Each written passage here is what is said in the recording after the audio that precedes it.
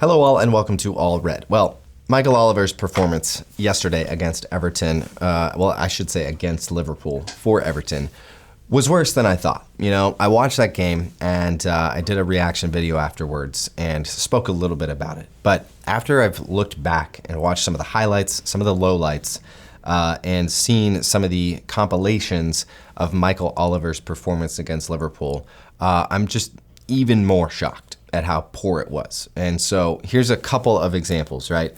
So first and foremost, the foul leading up to Everton's first goal, not a foul. I mean, you just look at the replay, not a foul. Didn't touch him.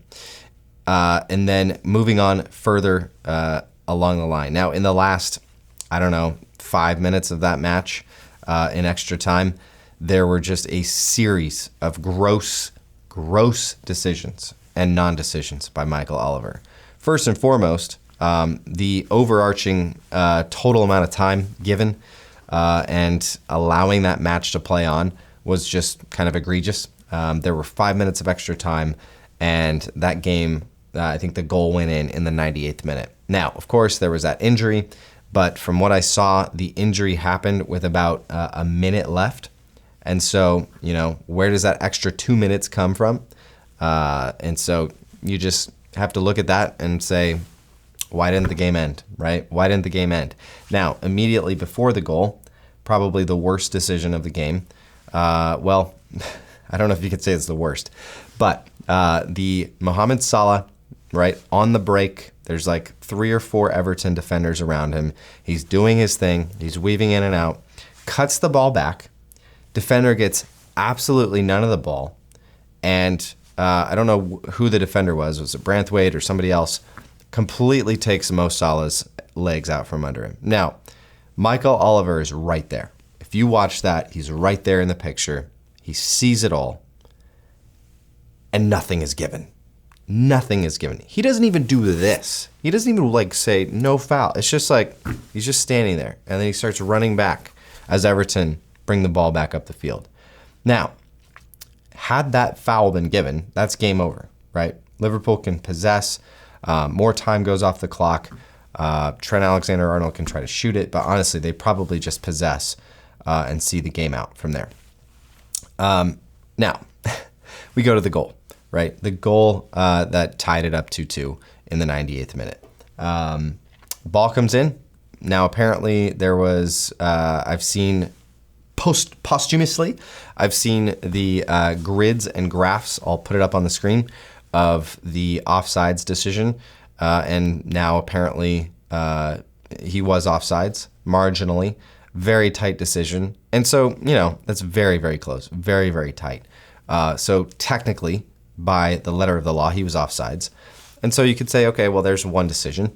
But then maybe even more so the foul on Konate, right? The foul on Ibrahima Konate that was not even acknowledged. Michael Oliver clearly in view, and you can see it right there. He's clearly in view, standing right there watching the whole thing. The Everton player doesn't even attempt the ball. Doesn't even look like he's attempting the ball. Straight into Konate's body, knocks him away from the header, and then you know what happens next. So, the game is done. It's over. Nothing's going to change that result. But as fans of the game, we can't just sit back and say, Michael Oliver, he's not a good ref, but, whatever. No, we need to call these things out. We need to bring them to attention. Look at the David Coote stuff, right? There was so much media fire after all that garbage came out, and it happened after a terrible, terrible performance where he went completely against Liverpool. And then all these things come out, and I'm not saying that's going to happen to Michael Oliver, but what I'm saying is we as the fans, we have an obligation to hold these people accountable. And so that's why I want to make this video and basically say Michael Oliver did an absolutely horrendous job. Now, after the final whistle goes, more stuff happens, right? Curtis Jones knew exactly what he was doing, got a second yellow. I'm fine with that. He pushed the Everton player in the back, and whatever. He knew what he was doing. It's fine. He's a proper Scouse lad.